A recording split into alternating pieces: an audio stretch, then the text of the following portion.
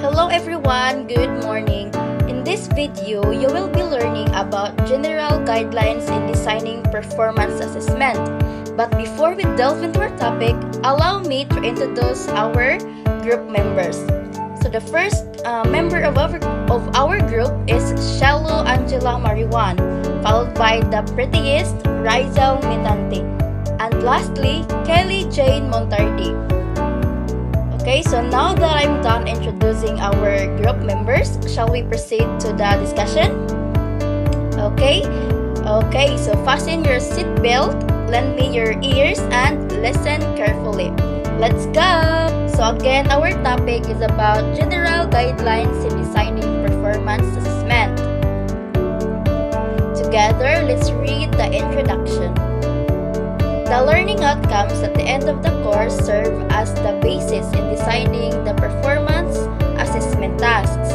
With the learning outcomes identified, the evidence of student learning that is most relevant for each learning outcome and the standard or criteria will be used to evaluate those evidence are then identified. So again, at the end of a course, as future teachers decide what students should learn, and these are called learning outcomes. So once we know these outcomes, we can create tasks to see if students have learned what we wanted them to. We also need to think about how we will evaluate their work.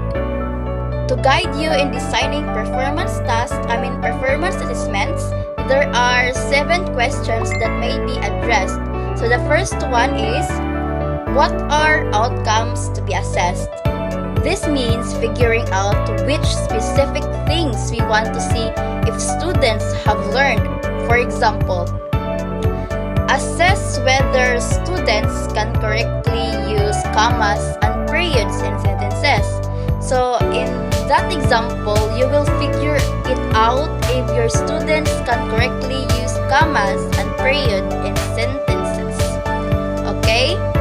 So the second question, what are the capabilities or skills implicit or explicit in the expected outcomes? When we say implicit skills, these are skills that might not be directly stated but are still important, while explicit skills are skills that are clearly defined and can be easily seen in what students do. So this question, the second question, focuses on the skills or abilities that the students need to show they have learned the outcome, like problem solving, making decisions, thinking critically, or communicating well. Like for examples, students must choose correct verb forms and organize sentences clearly to show past actions. So the example shows the examples of explicit skills. Okay, so let's proceed to the third question. What are the appropriate performance assessment tasks or tools to measure the outcomes and skills? So this question helps you decide how to check if students have learned what you wanted them to, and decide what task that will prove students learned it, and how you will check it, like you will use rubric or criteria. Like for example, give students a writing assignment where they must write a short story and then evaluate their work with a rubric.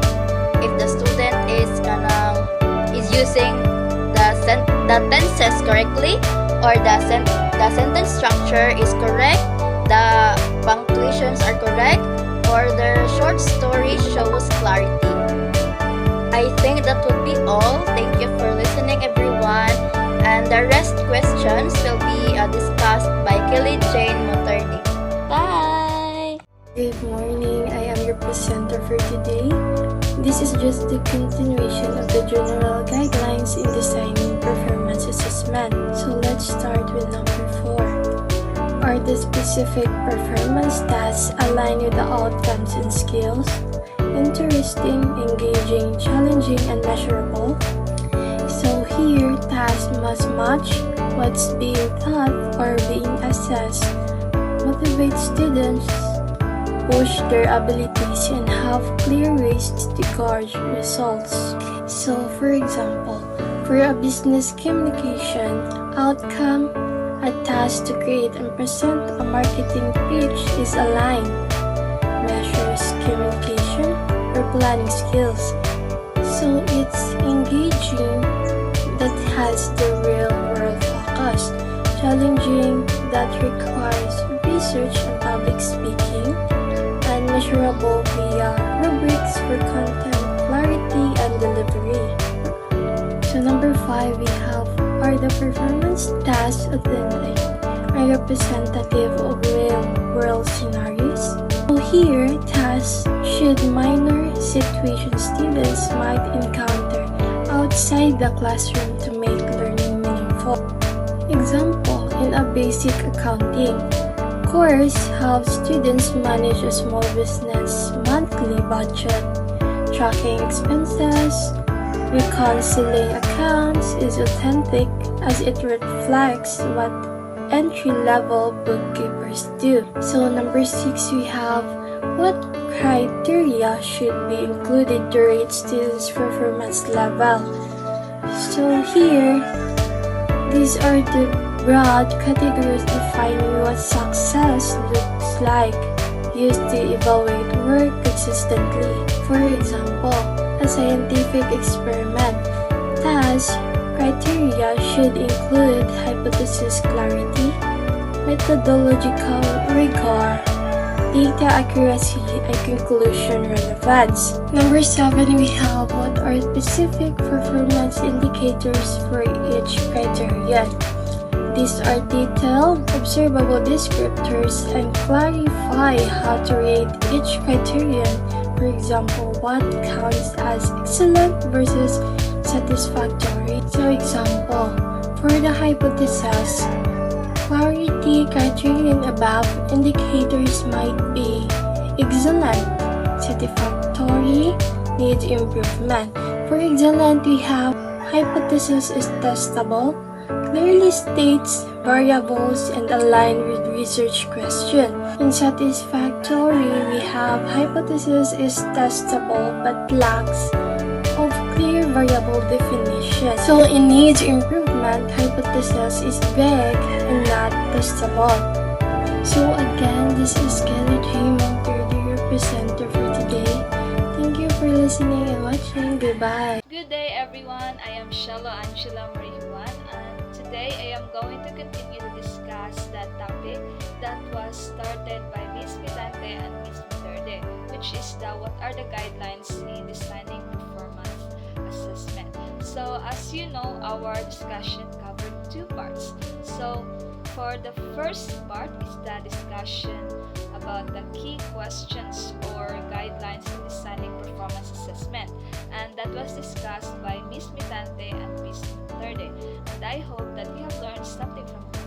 And for the second part, which is my part, is an example that shows how learning outcomes, teaching learning activities, and assessment tasks should be aligned. So without further ado, let's start the part 2 or my part. So furthermore, the choice of teaching learning outcomes is also of utmost importance in choosing the performance assessment to use. So there should also be an alignment among the learning outcomes, the teaching learning activities, and assessment tasks. So this means that the learning outcomes, the teaching learning activities, and the assessment tasks should be clearly aligned. So to better understand it, let's have an example in a physical education dance class. So the following 3 course components should be explicitly clear and plain. So as shown below on the table. So here we have the table. So as you can see, this table shows how the course is intentionally designed by clearly linking the 3 key components. students. So what are these three key components? So we have the intended learning outcomes, the teaching learning activities, and the performance assessment task. So the idea is that in intended learning outcomes, this is what the students are expected to learn at the end of the course. For the teaching learning activities, this is how the students are taught. And for the performance assessment task, this is how the students are assessed or evaluated. So let's now have the first intended learning outcomes. So just like what I have mentioned earlier, intended learning outcomes is what the students are expected to do at the end of the course. So in this case, the students are expected to perform dance routines and creatively combine variations with rhythm coordination, correct footwork technique, frame facial and body expression. So how will these learning outcomes will be supported inside the classroom? So let's now have the teaching learning activities. Okay. So for developing dance skills, activities like lecture, class discussion, movement exercises, dance demonstration, teacher and partners, and collaborative learning is done. Now, how will this be evaluated, or how will this assessed by the teachers? So let's now have the performance assessment task. So in performance assessment task, this shows how students' learning is evaluated. So technical and creative skills are assessed through culminating dance class recitals, practical tests for each type of dance, reflection papers, peer evaluation rating. So as you can see, the three key components are clearly aligned, because the intended or the learning outcomes guide the teaching methods, and the assessment task is clearly measured, or it's directly measured whether the learning outcomes have been achieved. So let's now have the second intended learning outcomes. So the students are also expected to participate in dance, socials, and other community fitness advocacy projects. So how will this be supported inside the classroom, or how will this be taught? So let's now have the teaching learning activities. So for community involvement, required attendance and participation in school and community dance performances ensure that students gain real-world experiences. So in this case, how will be the students' learning is evaluated?